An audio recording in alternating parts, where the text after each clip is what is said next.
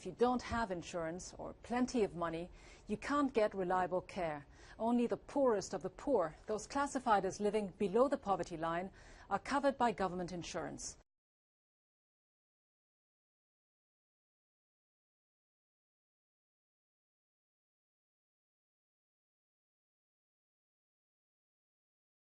She was 36, she was attractive, a single mother, 2 kids. The father had left after the second child was born and she hadn't seen him or heard from him.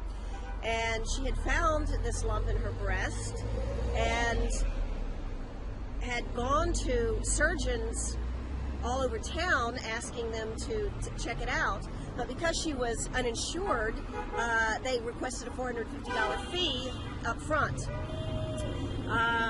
Well, she didn't have the $450. She was working, but her employer did not offer health insurance.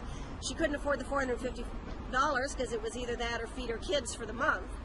So she let it go as long as she could, and until a friend of hers told her that if she were pregnant, she could get Medicaid, a version in Texas.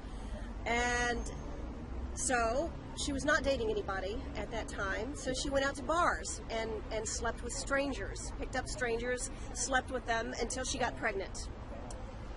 So she came back, applied for Medicaid, applied for the Medicaid program that they have in Texas, and 3 months later went back to see my brother. He was worried about the lump. He pulled strings. He had somebody look at her right away. They did a mammogram. They did a biopsy. The biopsy was positive. She did have cancer.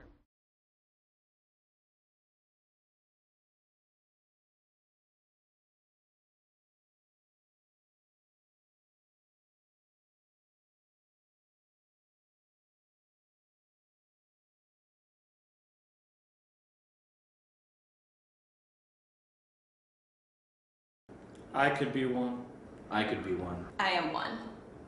In June 2009, I graduated from Western Oregon University and found myself for the first time with no health insurance. No parents to help me pay for it and no college to help me pay for it.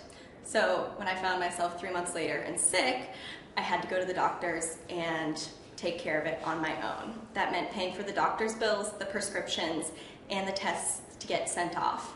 And all of those were put on my credit card because I could not afford them out of pocket.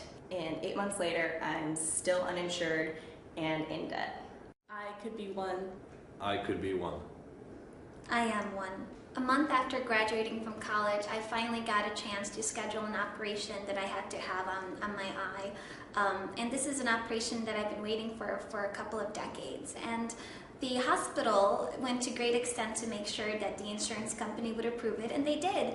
So they went ahead and performed the operation, and shortly after I found out that they denied the claim after the operation was already complete.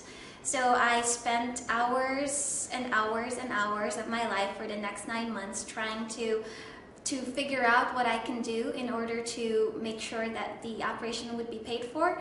Eventually I gave up. Now I'm $13,000 in debt.